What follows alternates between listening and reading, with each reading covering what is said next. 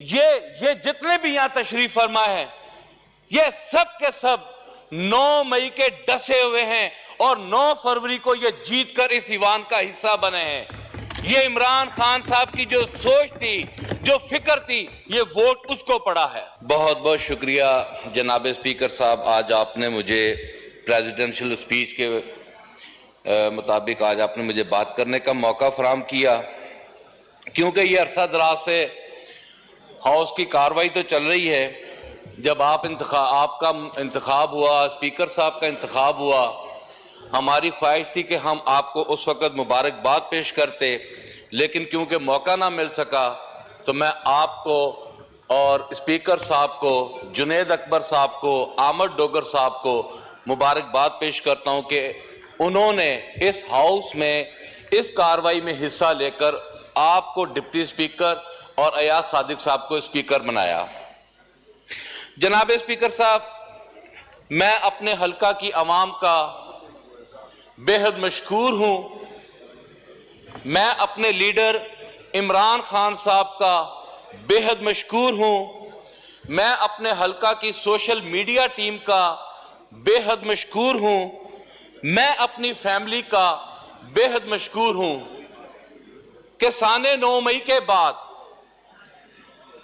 جو حالات پاکستان تحریک انصاف کے لیے پیدا کیے گئے، جن حالات میں ہمیں الیکشن لڑنے کو کہا گیا،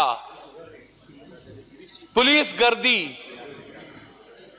ظلم اور جبر، ہمارے نشانات چھینے گئے، ہمارے گھروں پر پولیس بھیجی گئی، ہماری فیملیز کو ہراساں کیا گیا، ہمارے ووٹرز کو تشدد کیا گیا، سرکاری مشینری جو ہے وہ پوری کی پوری ہمارے مخالف کینڈیڈیٹس کی کمپین کرتی نظر آئی، اس کے باوجود بھی پاکستان کی عوام نے بہت اچھے انداز سے ہمارے نشانات کو ڈھونڈ کر ہمیں ووٹ دے کر اس ایوان کا حصہ بنایا۔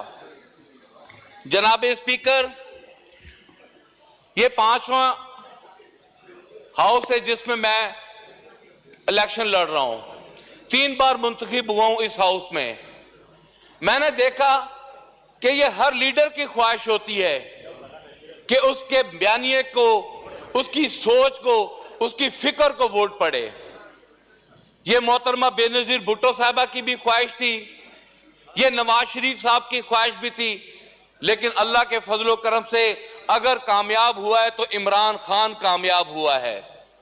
وہ شخص جیل میں ہے، پابند سلاسل ہے، اس کے یہ جتنے بھی یہاں تشریف فرما ہے یہ سب کے سب 9 مئی کے ڈسے ہوئے ہیں اور 9 فروری کو یہ جیت کر اس ایوان کا حصہ بنے ہیں۔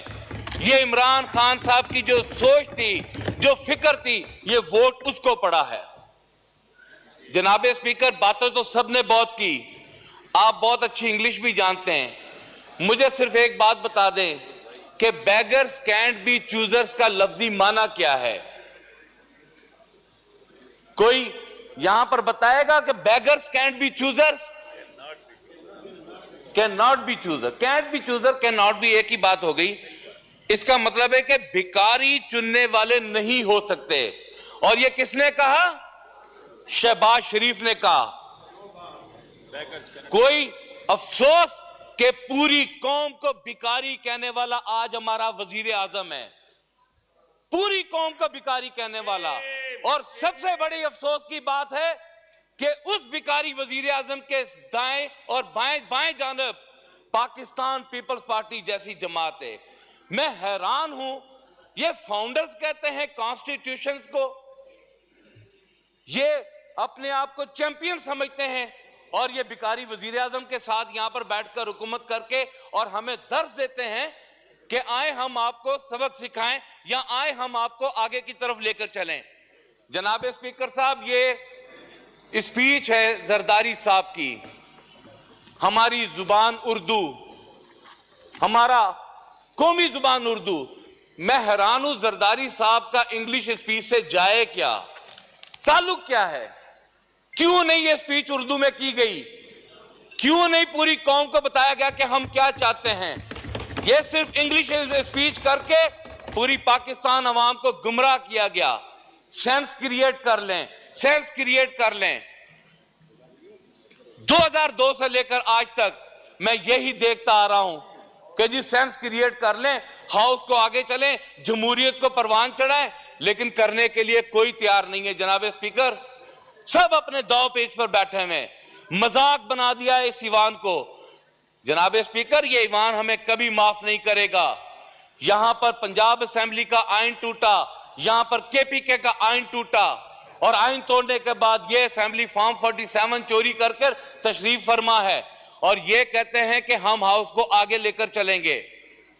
नैब तरामीम एक भयानक जो है हिस्सा है उस 16 माह की जमात का जो यहां पर इन लोगों ने किया।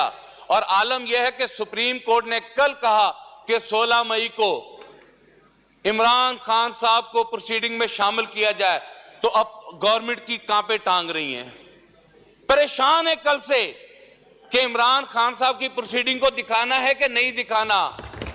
ये जो कट है जनाब स्पीकर हुकूमत का, ये इमरान खान का खौफ है जिसकी वजह से ये इकट्ठे बैठे हुए हैं। यही इलेक्शन है, जब इलेक्शन आया था ये एक दूसरे को गालियां दे रहे थे, 16 माह पहले ये इकट्ठे थे, उसके बाद ये फिर यहां पर आए। अच्छा तनोली बहन साहबा, आप बड़े नेक पारसा हैं, हमें माफ कर दें, अल्लाह ताला आपको खुश रखे। अब पता है हमें आपका। जनाब स्पीकर, मैं आपका ज्यादा वक्त नहीं लूंगा, मैं मुख्तसरन बात करना चाहूंगा। स्पीच हुई, सेंस क्रिएट कर लें, बेहतर होता कि इस स्पीच में कराची को भी डिस्कस कर लिया जाता, कराची के हालात को भी डिस्कस कर लिया जाता। आप टीवी पे देखें, आप सड़क पर निकल नहीं सकते, आपके हाथ में एक अच्छा मोबाइल हो, आते हैं मोबाइल छीनते हैं, गोली मारते हैं, चले जाते हैं। जनाब स्पीकर, कौन सी ऐसी सहूलतें जो कि पुलिस को नहीं दी गई, उसके बावजूद भी अगर कराची में यह फेल्योर है तो क्यों है? कच्चे के डाकू दे दे के पैसा थक गए हैं, पुलिस को दे दे के एमिनेशन थक गए, कच्चे के डाकू नहीं काबू हो रहे। सदर साहब को चाहिए था कि कराची के अमनो आमा, सदर साहब को चाहिए था कि यहां पर जो कच्चे के डाकू हैं, अब तो हालात ऐसे हैं जनाब स्पीकर, मैं फैसलाबाद में मेरे हलके में गुज़िश्ता हफ्ते में 4 से 5 बच्चे कत्ल कर दिए गए सिर्फ स्नैचिंग के नाम पर, और पुलिस तमाशाई बनी हुई है, कोई पूछने वाला नहीं है, कोई पूछने वाला नहीं है। कोई ऐसे हालात यहां पर, अगर आप किसान की बात कर लें, किसान को आपने रौंद के रख दिया है, गंदम मिडलमैन खरीद रहा है।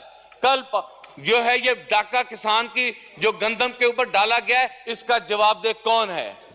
हमारे किसी मजदूर को कोई तहफ़्फ़ुज़ नहीं है। खुदा ना ख्वास्ता कोई मजदूर हमारा काम करते वफात पा जाए या कोई उसके साथ एक्सीडेंट हो जाए, वेलफेयर फंड देने के लिए तैयार ही कोई नहीं है। आप ऐसा करें जनाब स्पीकर, पिछले 16 माह की हुकूमत में कितने क्लैशन कोर्स थे, लाइसेंस जो हैं वजीर दाखिला ने इश्यूज किए, कभी उसका रिकॉर्ड लेकर आप इस ईवान में आए तो आप आपका सर पकड़ के बैठ जाएंगे। आपने पूरी कौम से पेन और कागज छीन लिया है और आपने क्लैशन कोर्स कल्चर को प्रमोट कर दिया है, और फिर आप कहते हैं कि पाकिस्तान में अमन और अमान लेकर आए। कौन पाकिस्तान में अमन और अमान लेकर आएगा? कोई पाकिस्तान में अमन और अमान नहीं लेकर आएगा। ये 9 मई के बेनिफिशरीज ये नून लीग वाले हैं, आज भी बात करते हैं 9 मई, इनको दूसरा टॉपिक ही नहीं आता। कश्मीर में क्या हुआ? मैं हैरान हूं कि ये लोग कहते हैं कि कश्मीर में एक जत्था, टीवी प्रोग्राम में कह रहे हैं कि कश्मीर का एक जत्था उठा और उस जत्थे ने उठकर जो है वो काबू पा लिया और हुकूमत बेबस हो गई और 3 रुपए यूनिट देने पर आ गई।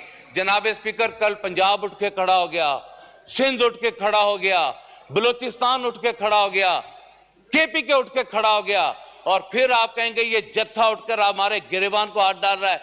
फिर हमारा भी हक बनता है 3 रुपए यूनिट, हमारा भी 5 रुपए यूनिट। یہاں تو انہوں نے حکومت لینے سے پہلے ہمیں باتیں سناتے، ہمیں یہ بتائے کہ 300 یونٹ فری کرنے کے وعدے نہیں کیے ان لوگوں نے. کہاں گئے وہ وعدے؟ کوئی وعدہ ان لوگوں نے کوئی امپلیمنٹ نہیں کیا، کوئی کچھ نہیں کیا. جناب اسپیکر، اس ہاؤس کو چلانا ہے، یہ کہتے ہیں مفاہمت، ہم کہتے ہیں مفاہمت نہیں، آپ آئین کی بات کر لیں. آپ آئین کی روح سے آ جائیں، ہم سے بات چیت کر لیں، آئین پر آ جائیں. اگر آپ آئین پہ آئیں گے یہ ہاؤس بھی چل جائے گا، اپوزیشن بھی اپنا کام کرے گی، گورنمنٹ بھی اپنی ذمہ داری نبھا سکے گی. اگر یہ آئین سے ہٹیں گے تو میں سمجھتا ہوں کہ یہ کچھ بھی نہیں کر سکیں گے. جناب اسپیکر، یہاں پر میں ایک اور نشاندہی کرنا چاہتا ہوں کہ ساورن ویلتھ فنڈز، پچھلے حکومت نے یہاں پر لیجسلیشن کی، 7 آپ کی منافع بخش کمپنیز، 7 منافع بخش کمپنیز جو ہیں وہ آپ نے ان کے حوالے کر دی، جبکہ آپ کی ایک میٹنگ نہیں ہوئی اور 100 کھرب روپے کا آپ نے پاکستان قوم کو چونا لگا دیا. اگر وہی 100 کھرب روپیہ آپ لوگوں نے استعمال کیا ہوتا اپنے قرضہ جات میں تو آج شاید ہو سکتا ہے کہ پاکستان جو ہے اس کا مکمل ہو جاتا کہ آپ کو قرضوں سے نجات مل جاتی. جناب اسپیکر، مجھے 1 منٹ دے دیں، میں آپ کا زیادہ ٹائم نہیں لوں گا.